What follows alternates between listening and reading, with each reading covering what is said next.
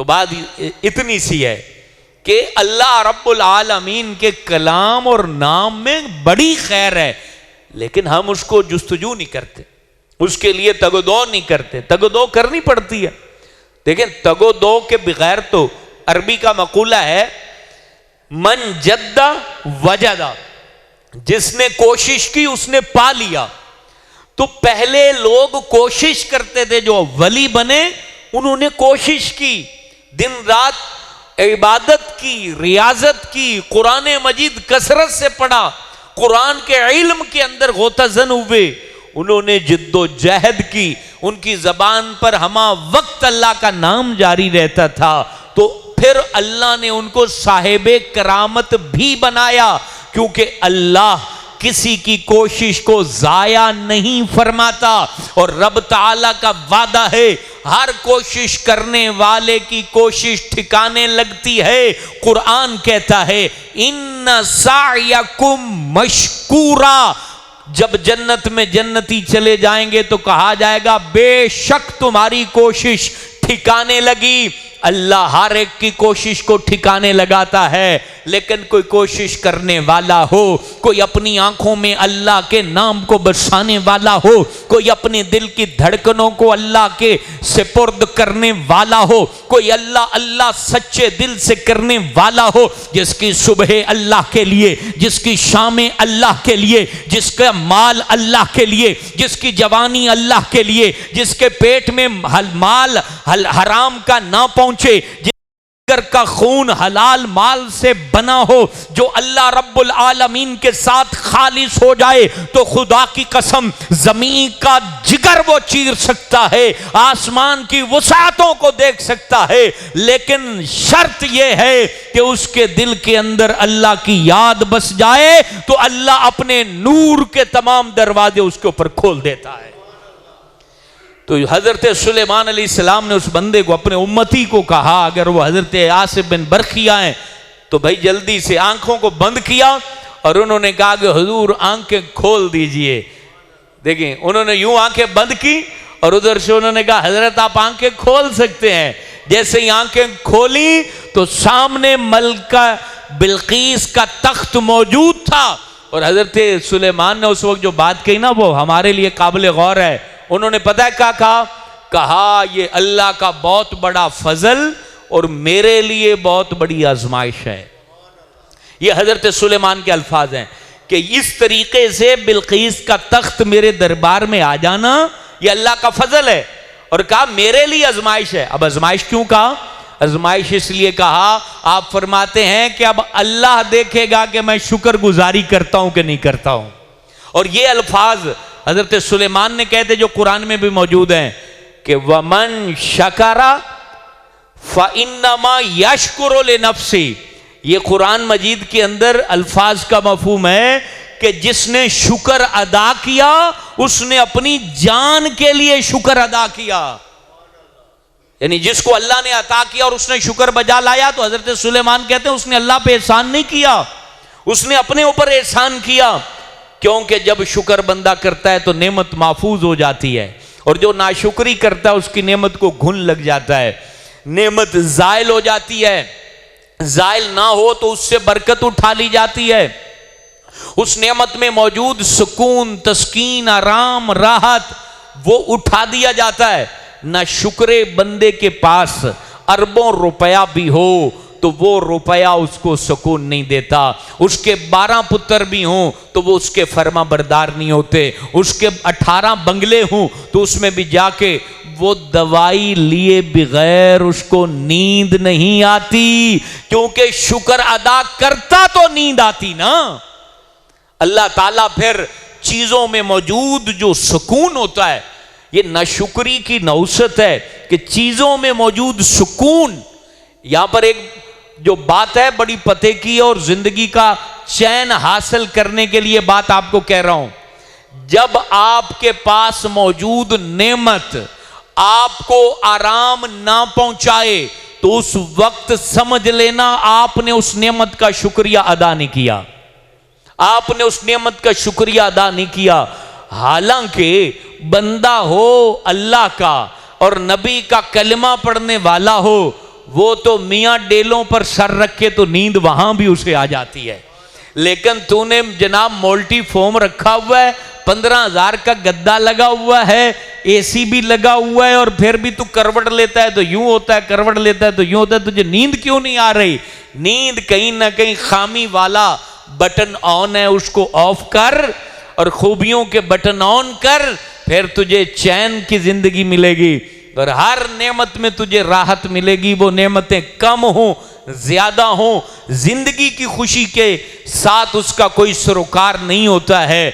जिंदगी जो proper settle होती है और जिंदगी जो पुरसुकून होती है, उसके लिए बंदे का अल्लाह के साथ ताल्लुक कायम होना बहुत जरूरी है। मुझे वो वीडियो मैंने गालबन कल देखी, तुर्की के अंदर जो जल्जला आया है, अल्लाह ताला उन लोगों को सब्र भी दे और जो अचानक फौत हुए उनकी अल्लाह बख्शिश भी फरमाए, वो शहीद हैं। एक बूढ़ा शख्स 70-80 साल का बूढ़ा, वो लोग वहां पहुंचे, वो दीवार के नीचे धंसा हुआ है, आगे बिल्डिंग गिरी हुई है, तो अरबी के अंदर ना या तुर्की जबान में वो उनको कह रहा है कि मुझे पानी दो, मैंने वजू करना है, नमाज पढ़नी है। अंदाजा लगाए यार, मैं हैरान हो गया। यकीन जाने हम अपने अमाल पर कानों को हाथ लगाएं। वो बंदा कह रहा, बाबा 70-80 साल का, मैंने खुद उसकी वो लैंग्वेज सुनी, कहता है कि मुझे पानी दो, पानी दो, अतवद्दो अतवद्दो अतवद्दो, मैंने वजू करना है, अल्लाह के बंदो मेरी नमाज रह रही है। लड़के कह रहे हैं, बाबा जान तुम माजूर हो, दीवार में फंसे हुए हो, तुम्हें माफी है, तुम पानी तक कैसे पहुंचोगे? इशारे से यही नमाज पढ़ लो। अंदाजा लगाएं, 70-80 साल का बाबा दीवार के नीचे फंसा हुआ पानी मांग रहा है कि मैं वजू कर लूं। ऐ बूंगा हयात की धरती से वबस्ता लोगों, हट्टे कट्टे हो के भी नमाज नहीं पढ़ते, इससे बड़ी हया की बात क्या हो सकती है? नमाज नमाज नमाज। हजरत अली उल मुर्तजा शेर खुदा कर्रम अल्लाह ताला वजहुल करीम फरमाते हैं, हमने नबी करीम को आखिर में जब गुस्ल दिया तो हुजूर फखरे आलम आखिरी लम्हे जो आपकी जबान पे लफ्ज जारी थे वो था सलात सलात सलात, नमाज नमाज नमाज ना छोड़ना, नमाज ना छोड़ना। और आज हम लोग नमाज के करीब ही नहीं जाते हैं। जुमा तक के लिए हमारे पास वक्त नहीं होता। जुमा के लिए भी हम कहते हैं कि यार कोनी पढ़ी लवांगे, खुतबा शुरू होएगा तो जाके 2 सजदे ही करने, ना कम सीधा करके आ जावांगे। यार कितनी अजीब जिंदगी है। अभी परसों बुध वाले दिन की बात है, मुफ्ती मोहम्मद इकबाल चिश्ती बहुत बड़े खतीब, पिछले महीने अमेरिका के विजिट पर थे, 92 पे कई मैंने प्रोग्राम उनके साथ किए हैं। बज़ाहिर हट्टा कट्टा इंसान, सेहतमंद बंदा, लेकिन अंदर से खोखले हो चुके थे। तकरीर की है नारोवाल उर्स पे, हजरत पीर जमात अली शाह साहब का उर्स था, और बयान के दौरान या बयान के बाद स्टेज पर ही उनकी रूह कब्ज़ अंसरी से परवाज कर गई। ये जिंदगी है जिसको सजाने और संवारने के लिए बंदा मस्त हुआ पड़ता है कि ये भी करना है वो भी करना है। न नमाज की फिक्र, न जुमे की फिक्र, न जिंदगी के अंदर कुरान की फिक्र। क्या जिंदगी है? ये किन लोगों के लिए कर रहे हैं जो कब्रिस्तान जाके फातिहा तक नहीं पढ़ते, जिनके बाद फातिहा पढ़ने का भी वक्त नहीं होता। मुझे बता दें, मैं अगर आपको भेजूं कि बूंगा हयात के कब्रिस्तान के अंदर जाओ, कितनी कब्रों की खबरगिरी हफ्तावार होती है। हफ्तावार कोई ना कोई पुत्र जाके कब्र पर झाड़ू लगाओ, सफाई कर दे, कोई 2-4 फूल फेंक दे। तो मेरा ख्याल है 50, 60 या 70 कब्रों से ज्यादा कब्रें नहीं होंगी, हजारों कब्रों में से जिनको उनकी औलादों ने जाके संभाला होगा। ऐ बंदा खुदा, जिनकी खातिर तू अपनी कब्र को भूल चुका, वो तो कब्र पे जाने तक को तैयार नहीं है। कब तू अपनी कब्र के लिए जागेगा और अल्लाह के हुजूर सजदा रेजी करेगा, जबकि तू यकीन भी कर चुका है कि अल्लाह ने तेरे साथ रिज़्क़ का वादा फरमा लिया रोटी दे कर रहेगा, और तेरी जिंदगी ऐसे गुजर रही है जिसमें न सजदे हैं, न तिलावत है, न रियाजत है, न मस्जिदों से ताल्लुक है। मुझे ना खुबर शहर, सऊदी अरब का शहर है खुबर, वहां के एक बंदे की बात आज भी मुझे याद है। वो अरबों पति बंदा था, इंडियन था, और जुमे रात को एक दफा मैं मिलने गया तो मुलाकात ना हुई। मैंने कहा हजरत कहाँ थे? तो बड़ा दरवेश सिफत बंदा था। कहते जुमे रात को मैं नहीं मिलता, क्योंकि जुमे रात को मैं एक ना एक मस्जिद की जाके सफाई करता हूं, उसके वजू, वाशरूम और मस्जिद का सेन रात को धोता हूं कि लोग नहीं होते हैं। मुझे बताएं, यहां पर बड़े बड़े सुलझे हुए लोग बैठे हैं, किसी एक बंदे से भी पूछा जाए कभी उसने मस्जिद को जाके धोया हो? हैं?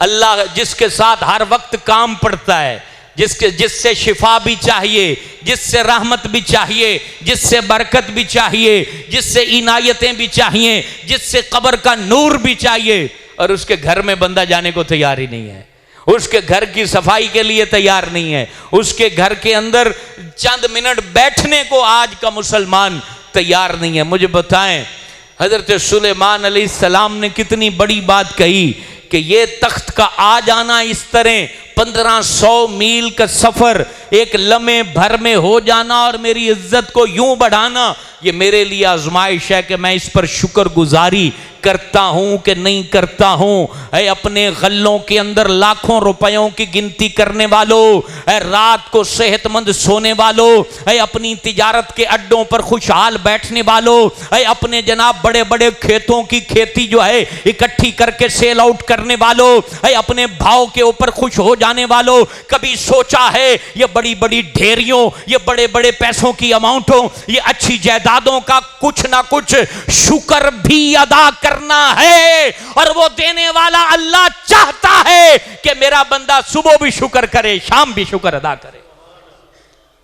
लेकिन मुझे हजरते अम्मा आयशा सिद्दीका की गालिबन बात है, किसी ने किसी को तोहफा दिया और उसने तोहफा सर पे रखा तो उसका शुक्रिया अदा किया, कपड़ा था या टोपी थी या इमामा था, तो आप फरमाने लगे कभी सर अता करने वाले का भी शुक्रिया अदा किया करो।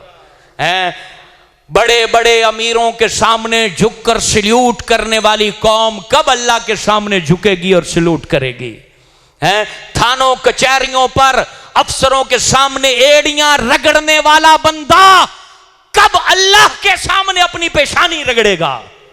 नवाबों के सामने उनको जो है सलूट करने वाला कब फजर, जोर, असर, मगरब, इशा में अल्लाह के हुजूर जाके सलाम करेगा और अल्लाह को कहेगा मालिक मेरे मसले हल चकर?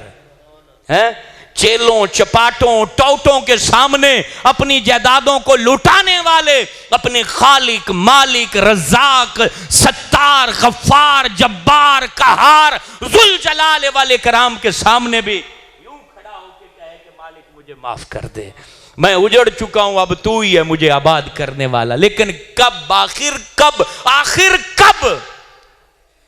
तब जब सारी उम्मीदें टूट जाती हैं, आते वहीं पर ही हैं। जब तावीज काम नहीं करता, दवाई असर नहीं करती, सिफारिशें चलती नहीं, फिर आते वहीं हैं। तो क्यों ना पहले ही आ जाएं कि मालिक भागा या मुजरम आ गया माफ कर दे, पहले आ जाएं। एक ही तो दरबार है जहां पर गुनाहों के ऊपर आर नहीं दिलाया जाता। कयामत के दिन दो बंदे, एक बंदे के पास सिर्फ एक नेकी, एक बंदे के पास एक नेकी कम है, तो अल्लाह ताला दोनों को कहेगा कि भाई इन्हें जहन्नम फेंक दो। एक बंदा बार बार अर्श की तरफ देखेगा और एक बंदा दौड़ पड़ेगा, दोनों को रोका जाएगा, तू मुड़ मुड़ के अर्श ले क्यों देखना है? अर्ज करेगा मालिक इस उड़ीकते के हुन रहम हो जाए, हुन रहम हो जाए, हुन रहम हो जाए। दूसरे से पूछा तू भाग के जहन्नम को क्यों जा रहा है? कहा मालिक इस नियत से कि जिंदगी च नहीं मन्नी होनी मान लवा। अल्लाह फरमाएगा दोवां जन्नत च भेज दो। ये है अल्लाह जिसके दरबार में आर नहीं दिलाई जाती कि तेरे बग्गे हो गए मेरी नाफरमानियां कर दिया। मालिक फरमादा है आ तो गया है ना, मैनू मान लिया, सो ये बड़ी गल है। और फिर अल्लाह तबारक व तआला बंदे को बख्श देता है। तो मेरे दोस्तों, हज़रत सुलेमान की ज़िंदगी ने हमें बताया शुक्रगुजार बंदे बनो। ज़िंदगी यूं ही चलनी है, बहुत सारी चीज़ें हमारे बस में हैं और बहुत सारी चीज़ें हमारे बस में नहीं हैं। हमारे बस में जो है उसको हम इग्नोर करते हैं और जो हमारे बस में नहीं है उसको हम डिस्कस करते हैं। हमारे बस में खुद को सुधारना है, हमारे बस में खुद को संवारना है, हमारे बस में मेहनत मशक्क़त और ये सारे काम करना है। उसके अंदर हम तवज्जो दें, अल्लाह हम पर ज़रूर रहम करेगा। और फिर आपने मलका बिल्कीस के तख्त के जो मोती थे वो तोड़ के मुख्तलिफ जगहों पर अलग अलग करके रख दिए। और फिर जब मलका बिल्कीस आई तो उनसे क्या कलाम हुआ, इसको इंशाअल्लाह आइंदा जुमे डिस्कस किया जाएगा। इंशाअल्लाह ताला 15 मार्च को मोहब्बत सहाबा व अहले बैत कॉन्फ्रेंस, ये तीसरी कॉन्फ्रेंस है अल्हम्दुलिल्लाह मस्जिद सिद्दीक़ अकबर में, जिसमें खिताब ज़ीशान हज़रत अज़ीमुल मर्तबत क़िबला हज़रत अल्लामा मौलाना हामिद सईद काज़मी शाह साहब मुल्तान शरीफ से तशरीफ़ लाएंगे और उनका बयान ठीक 10 बजे इंशाअल्लाह शुरू हो जाएगा और महफिल 8:30 बजे अल्लाह की रहमत से शुरू हो जाएगी। आखिर में असलम अस्पताल की तरफ से इंशाअल्लाह ताला उम्रे का टिकट जो है वो किसी खुश नसीब को बज़रिया कुर्रा अंदाज़ी दिया जाएगा। आप सब अहबाब से शिरकत की गुजारिश है और इंशाअल्लाह 26 रजबुल मरजब बाद नमाज इशा बरोज़ हफ्ता मेराजुन नबी के सिलसिले में मुख्तसर महफिल भी मस्जिद पाक में होगी, उसमें भी आप ज़रूर शिरकत फरमाएँ। इस मस्जिद के काम में आप जैसे ताउन कर रहे हैं अल्हम्दुलिल्लाह वो काबिल दीद है।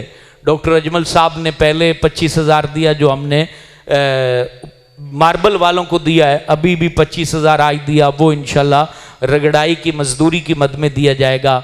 ये आपका इदारा है, आप इसके मालिक को, इसके ऊपर इन्वेस्टमेंट करना आपके लिए सदका जारिया है और आप इसमें अगर इन्वेस्टमेंट करते रहेंगे तो इंशाअल्लाह ताला ये इदारा हमारी आने वाली नस्लों के लिए इतना मुफीद होगा कि जिसकी मिसालें पूरी दुनिया में अगर ना सही तो कम अज़ कम पंजाब के अंदर लोग देंगे। और उस मिसाल देने में हर हिस्सादार शख्स जिसने इसमें पैसा लगाया है वो ज़रूर सवाब का हकदार होगा। अल्लाह ताला मस्जिद सिद्दीक़ अकबर को इसी तरह आबाद व शाद रखे।